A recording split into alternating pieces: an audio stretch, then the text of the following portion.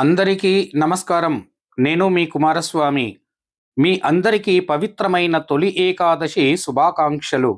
ఈరోజు మనం హైదరాబాదులోని హెచ్ఎంటి ప్రాంతంలో ఉన్న అత్యంత పవిత్రమైన శ్రీ వెంకటేశ్వర స్వామి ఆలయం మరియు శ్రీ పర్వతార్ధిని సమేత రామలింగేశ్వర స్వామి ఆలయాన్ని దర్శించుకోబోతున్నాము. ఈ పవిత్ర సమయమునందున భక్తుల సహకారంతో నిర్మించబడిన ఆలయం నేటికి వేలాది మంది భక్తులకు ఆధ్యాత్మిక కేంద్రంగా నిలిచింది. తొలి ఏకాదశి సందర్భంగా ఈ ఆలయంలో భక్తులు రద్దీ ఎలా ఉంటుందో, ఈ ఆలయ విశేషాలు ఏమిటో, ప్రకృతి అందాలు ఎలా ఉంటాయో ఈ వీడియోలో మీకు చూపించబోతున్నాను. కావున నా వీడియోను చివరి వరకు తప్పనిసరిగా చూడండి. జీడిమెట్ల పోలీస్ స్టేషన్ ఎదురుగా ఉన్నటువంటి రహదారిలో మనం ఒక అర కిలోమీటర్ ముందుకు రాగానే ఇక్కడ మనకు ఆలయ కమాన్ మనకు దర్శనమిస్తుంది. ఆలయ కమాన్ నుండి లోపలికి వెళ్ళగానే అక్కడ మనకు ఆలయం ఎంతో అద్భుతమైనటువంటి గాలిగోపురము చేత మనకు దర్శనమిస్తుంది.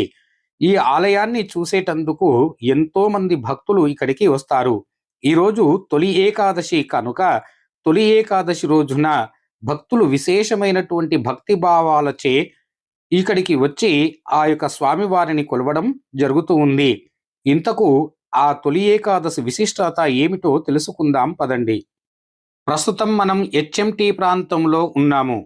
నగరములోనే ఉన్నప్పటికీ ఈ ఆలయ ప్రాంగణంలోకి అడుగుపెట్టగానే ఒక ప్రత్యేకమైన ప్రశాంతత మనసును అలరిస్తూ ఉంది.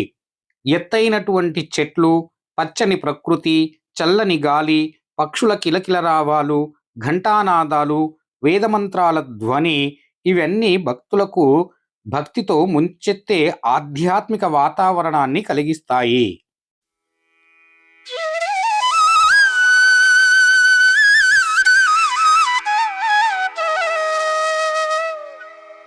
హిందూ సాంప్రదాయాలలో అత్యంత ప్రాముఖ్యత ఉన్న తొలి ఏకాదశి పండుగ తెలుగు సంవత్సరంలో అన్ని పండుగలను వెంట పెట్టుకుని వచ్చే తొలి ఏకాదశి విశిష్టత ఏమిటో తెలుసుకుందాం.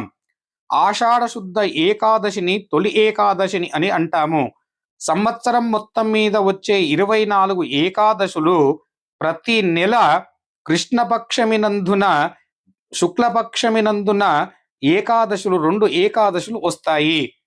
ఏదో ఒక ఏకాదశికి ప్రత్యేకత సంచరించుకుని ఉంటుంది. ఏకాదశి అంటేనే 11 అని అర్థం. మనకు ఉన్నటువంటి 5 జ్ఞానేంద్రియాలు, 5 కర్మేంద్రియాలు వీటిని పనిచేసే అంతరేంద్రియం అయిన మనసు కలిపితే 11. ఈ 11 ఏకోన్మంగా పనిచేసే సమయాన్నే ఏకాదశి అని అంటాము.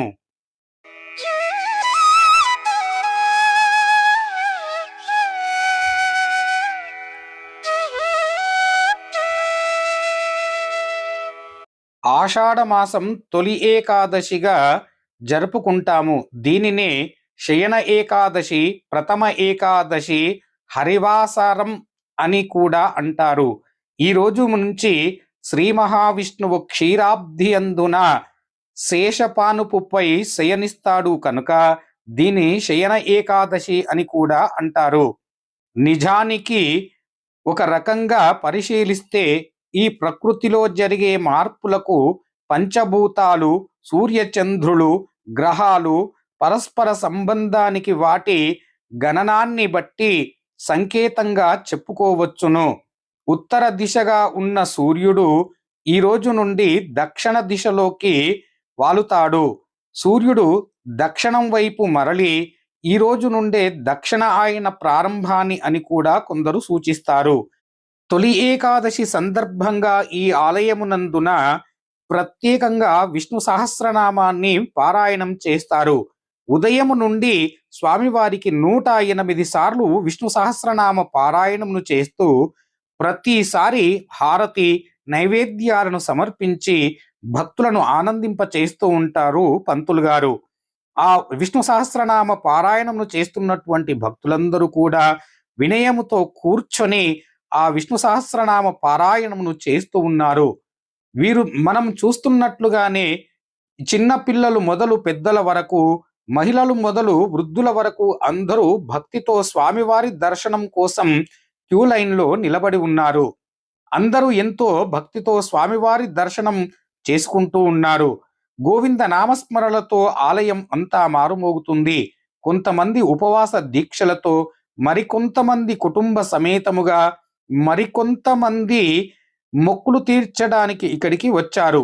వెంకటేశ్వర స్వామిని ఎప్పుడు దర్శించుకుంటామా అంటూ అక్కడ ఉన్నటువంటి ద్వారపాలకులకు నమస్కారం చేస్తూ ఆలయంలోకి ప్రవేశించగానే అప్పుడు స్వామివారి గర్భాలయము ముందుకు వచ్చాము. వెంకటేశ్వర స్వామి వారు ఎంతో దివ్యమైన అలంకరణతో భక్తులకు దర్శనమిచ్చాడు. స్వామివారు కిరీటము, శంఖము, చక్రము, పుష్పాలంకరణ మొదలైనటువంటివి చూడగానే మనసు భక్తితో నిండిపోయింది. స్వామివారి సన్నిధిలో నిలబడి గోవిందా గోవిందా అని పలుకుతే మనసు చెప్పలేనంత ప్రశాంతత, ఆనందము కలిగింది.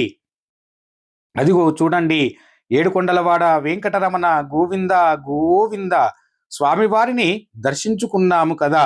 ఇప్పుడు ఆలయ ప్రాంగణములో ఉన్నటువంటి వివిధమైనటువంటి దేవతామూర్తులను దర్శించుకొని స్వామి పర్వతార్థిని సమేత రామలింగేశ్వర స్వామిని కూడా దర్శించుకుందాం పదండి.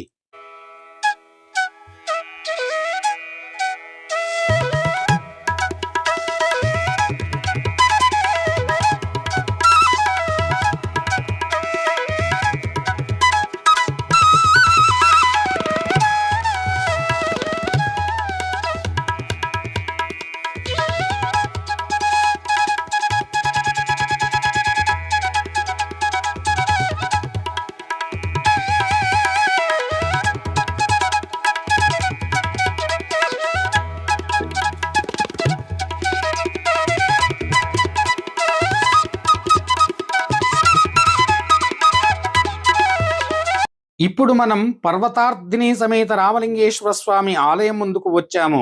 ఇక్కడ శివపార్వతులు భక్తులకు కరుణాకటాక్షములు ప్రసాదిస్తారని విశ్వసిస్తూ ఉంటారు. శివలింగమునకు జరిగే అభిషేకాలు, పాలు, పెరుగు, తేనె, నెయ్యి, చక్కెరలతో పంచామృత అభిషేకాలు, బిల్వదళముల చేత పూజలు, దీపారాధన విశేషాలు అన్ని భక్తులకు మనసును సంతోషాన్ని కలిగిస్తాయి. ఓం నమశివాయ నామస్మరణతో ఆలయమంతా మారుమ్రోగుతూ ఉంది. ఈ ఆలయములో ప్రత్యేకమైనటువంటి పూజలు, విశేష కార్యక్రమాలు ఎన్నో జరుగుతాయి. శివరాత్రి పర్వదినమునందున లక్షలాది మంది భక్తులు ఇక్కడికి వచ్చి స్వామివారిని సేవిస్తూ ఉంటారు. ఈ ఆలయములు భక్తుల ఎంతో ఆనందభావాన్ని కలగచేస్తూ ఉంది. నేటికి ప్రతిదినం నిత్య పూజలు, అభిషేకాలు, అర్చనలు, హారతులు, స్తోత్రనామాలు నిర్వహిస్తూ ఉంటారు. పండగల సమయంలో ప్రత్యేక ఉత్సవాలు కూడా ఇక్కడ వైభవంగా జరుగుతాయి. ప్రకృతి అందాలు ఆలయములో మరో ప్రధాన ఆకర్షణమైనటువంటి ఇక్కడ ప్రకృతి, చెట్లు, పరిశుభ్రమైన వాతావరణము, చల్లని గాలు, పక్షుల మధురమైన కిలకిల రావాలు. కొంతసేపు ఇక్కడనే కూర్చుంటే మనసులోని అలసట దూరమవుతుంది. ధ్యానం చేయడం వలన ప్రశాంతత గడుపుతారు. ఇక్కడ ఎంతో మంది భక్తులు ఇక్కడికి విచేసి తమ తమ కోరికలను ఆ భగవంతునికి తెలియచేసి ఆనందమును, ఐశ్వర్యమును పొందుతూ ఉంటారు. ఈ ఆలయములకు వచ్చినటువంటి భక్తులు తమ తమ కోరికలు నెరవేర్చేటందుకు స్వామివారికి చెబుతూ ఉద్యోగ, విద్య, ఆరోగ్య, వివాహ, కుటుంబ శాంతి ఇలా ఎన్నో కోరికలు స్వామివారికి దర్శించుకొని భక్తులు ఆనందంగా ఇంటికి వెళుతూ ఉంటారు.